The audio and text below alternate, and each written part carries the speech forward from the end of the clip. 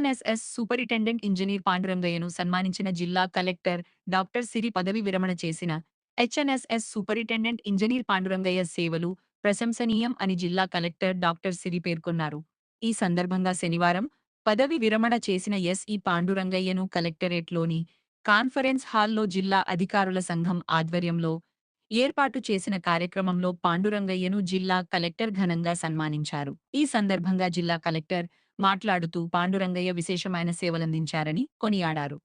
ముందుగా స్థానిక బి క్యాంప్లోని జీవి కళ్యాణ మండపం నందు పాండురంగయ్య పదవి విరమణ కార్యక్రమం ఘనంగా నిర్వహించారు. కార్యక్రమంలో ఉమ్మడి జిల్లాలో నుంచి వచ్చిన తోటి ఉద్యోగస్తులు, బంధుమిత్రులు, స్నేహితులు ఆయనను పూలమాలలు, శాలువాలతో ఘనంగా సత్కరించారు. ఈ సందర్భంగా సూపరింటెండెంట్ ఇంజనీర్ పాండురంగయ్య మాట్లాడుతూ పదవి విరమణ పొందిన ప్రజలకు సేవలు అందిస్తూ ఉంటానని, గత 38 సంవత్సరాలుగా రైతులకు సాగునీరు, తాగునీరు అందించడంలో తన వంతుగా కృషి చేశానని, పోలవరం ప్రాజెక్టులో కూడా విధులు నిర్వహించడం తన అదృష్టంగా భావిస్తున్నట్టు ఆయన పేర్కొన్నారు.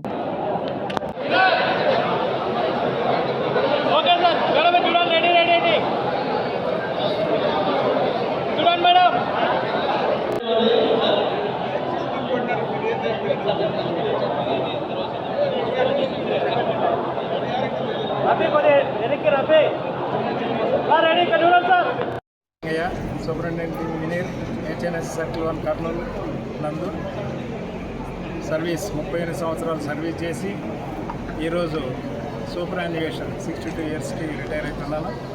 సో ముఖ్యంగా 38 సంవత్సరాల సర్వీస్లో కర్నూలు జిల్లాలోనే 28 సంవత్సరాలు పనిచేశాను. జేఈగా, డిఈగా, ఈఈగా, ఇప్పుడు ఎస్సీగా. సో ముఖ్యంగా ఈ కర్నూలు జిల్లాకి మనకు ప్రాజెక్టుల ఆవశ్యకత చాలా ఉంది.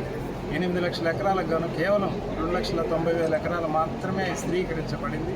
సో ఈ మిగిలిన 5 లక్షలను తీసుకొచ్చేదానికి మనకు వేదవతి ప్రాజెక్టు కావచ్చు, రాజుల బండ డైవర్షన్ స్కీమ్ కావచ్చు, తుంగభద్ర ఎల్ఎల్సి స్థిరీకరణ కావచ్చు, హంద్రీనేవా కెనాల్ కింద ఆయకట్టు డెవలప్మెంట్ కావచ్చు, ఈ ప్రాజెక్టులన్నిటికీ నూతన పద్ధతులు అంటే నీటి వినియోగాన్ని ఏ విధంగా పెంచాలి. గౌరవ ముఖ్యమంత్రి గారు కానీ మా మినిస్టర్ గారు కానీ నీటి లభ్యత ఆధారంగా నీటిని తక్కువ నీటితో ఎక్కువ విస్తీర్ణం ఎలా తీసుకురావాలని కొత్త పద్ధతులు ఉన్నాయి. స్ప్రింక్లర్ ఇరిగేషన్ కావచ్చు, పైప్ ఇరిగేషన్ కావచ్చు, తర్వాత ఫారో ఇరిగేషన్ కావచ్చు, వీటన్నింటినీ కొత్త పద్ధతులతో ఈ కర్నూలు పశ్చిమ ప్రాంతానికి ముఖ్యంగా ఏ విధంగా సాగులోకి తీసుకురావాలని మిగిలిన ఈ కల్చరబుల్ కమాండ్ ఏదైతే 5 లక్షల ఎకరాలు దాన్ని తీసుకురావాలని పూర్తిగా ఆయకట్టు చేయాలని ఒక భావన.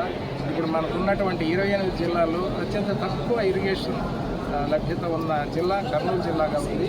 సో దాన్ని ఏ విధంగా అధిగమించాలి.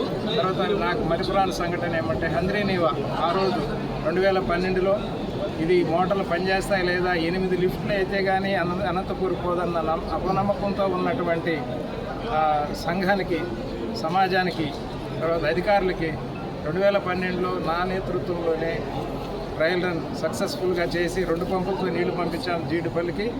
ఆ స్ఫూర్తితో, ఆ నమ్మకంతో, ఆ కాన్ఫిడెన్స్తో అధికారులు కానీ ప్రభుత్వం కానీ ఇది భరోసా ఇచ్చి హంద్రీనేవాను మనం చేసుకోగలిగితే ఈ రాయలసీమకి సస్యశ్యామలమవుతుంది. ఇది మన ఇరిగేషన్ ప్రాజెక్టులన్నిటికీ తల్లి లాంటిది. అన్ని ప్రాజెక్టులకు ఇస్తున్నాము. మన గౌరవ ముఖ్యమంత్రి గారు 2024లో దీన్ని వైడనింగ్ చేసి ఇప్పుడు అప్పటి వరకు 6 పంపులతో ఉన్నదాన్ని 12 పంపుల నీటి సామర్థ్యానికి తీసుకొస్తే ఇంకా నీళ్లు ఎక్కువ తీసుకోవచ్చు అన్న సంకల్పించి కేవలం 100 రోజుల్లోనే పనులు కాలు వెడల్పు పనులు పూర్తి చేసి దాని పూర్తి సామర్థ్యం 3,850 క్యూసెక్లకు తీసుకురావడం జరిగింది. అదేవిధంగా గౌరవ ముఖ్యమంత్రి గారు 17/7/2025 అంటే లాస్ట్ ఇయర్ మలయాళంలో తన స్వహస్తాలతో జలహారతితో ఈ హంద్రీనేవా పంపులకు నీటిని విడుదల చేయడం అనేది జనవరి 22కే 40 టీఎంసీలు కేటాయించిన 40 టీఎంసీలు అయిపోయినప్పటికీ ముఖ్యమంత్రి గారు మరో అదనంగా ఇంకో 10 టీఎంసీలు ఇచ్చి దాన్ని ఇంకా విడుదల చేయమన్నారు. తదనుగుణంగా ఈ వేళకి 48 టీఎంసీ తీసుకోవడం జరిగింది. ఈ 10 టీఎంసీలు అదనంగా తీసుకున్న 10 టీఎంసీలు మార్చి 7-8 వరకు వస్తుంది. తద్వారా రైతులకి ఒక సందేశం ఇస్తున్నాం. ఖరీఫ్, రబీ రెండు ఎప్పుడు కూడా మార్చి 10 వరకు నీళ్ళు ఇచ్చి వాళ్ళకి తోడ్పాటు అందిస్తున్నాం. రికార్డు స్థాయిలో కుప్పంకి పరమ సముద్రానికి సుమారు 739 కిలోమీటర్లు ఈ హంద్రీనేవా ప్రవహించి 500 మీటర్ల లిఫ్ట్ ఇరిగేషన్తో తర్వాత 27 పంపింగ్ స్టేషన్స్తో సక్సెస్ఫుల్గా చేసినందుకు మన కాన్ఫిడెన్స్ క్రియేట్ అయింది. సో తద్వారా మన కర్నూలు జిల్లాకు వచ్చేటప్పటికి పత్తికొండ రిజర్వాయర్ కింద ఉన్నటువంటి 43,000 ఎకరాల బ్యాలెన్స్ కావచ్చు, మిగిలిన చిన్న చిన్న పనులు, లైనింగ్ పనులు ఇవన్నీ పూర్తి చేసేదానికి గవర్నమెంట్ లాస్ట్ ఇయర్ 18/7 ఒక జీవో ఇచ్చి హంద్రీని మనం పూర్తి స్థాయిలో చేయాలనేది ఒక ఆలోచన. అదేవిధంగా తుంగభద్ర ప్రాజెక్టు కింద ఉన్నటువంటి స్కీమ్స్, గుర్రాఘవేంద్ర ప్రాజెక్టుకి వాటికి కూడా 55 కోట్లు అవసరమవుతుంది, అంటే దానికి ఇవ్వడం జరిగింది. ఆర్డిఎస్కి ఏదైతే మనం పర్యావరణ అనుమతుల కొరకు గవర్నమెంట్కి పంపించామో అది మొన్ననే ఫిబ్రవరి 20న జీవో రావడం జరిగింది, అనుమతులు ఇచ్చి ఢిల్లీలో ఉన్నటువంటి వ్యాప్కో సంస్థకి అప్పగించమని మనకు ఆదేశాలు ఉన్నాయి. సో అది మనం చేసుకోగలిగితే ఆర్డిఎస్ దాని కింద ఒక 40,000 ఎకరాలు వస్తుంది. అదేవిధంగా వేదవతి కూడా ప్రయారిటీలో ఉంది. ఆ ప్రాజెక్టు 2,000 కోట్లు అది చేసుకోవాలి, అదొక 80,000 వస్తుంది.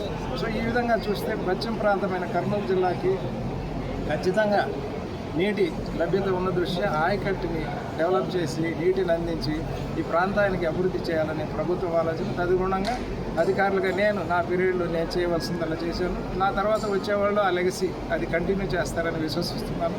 సో ఈ కర్నూలు జిల్లాకి నా 38 ఏళ్ల సర్వీసులో 28 ఏళ్ల సర్వీస్ ఇక్కడ గడిపినందుకు కర్నూలు జిల్లాకి నేను రుణం తీర్చుకున్న అదిగా భావిస్తూ చాలా సంతోషిస్తున్నాను. ఎందుకంటే నాకు అవకాశం వచ్చింది, అవకాశాన్ని సద్వినియోగం చేసుకుని ఈ ప్రాంత ప్రజలకి, రైతులకి ఒక సందేశం అయితే ఇస్తున్నాను. ఇంత మంచి రైతుల్ని నేను చూడలేదు. ఐఎమ్ వెరీ హ్యాపీ ఇటువంటి రైతులతో వాళ్ళకి నీరు అందించి నా పూర్వజన్మ సుకృతంగా భావిస్తున్నాను. వాళ్ళకి ఖచ్చితంగా కర్నూలు జిల్లా ఇంకా అభివృద్ధి చెందాలని, అందరినీ ఇంకా మరింత నీటిని ఎక్కువ తీసుకోవాలని ఆశిస్తున్నాను. Okay sir, thank you sir.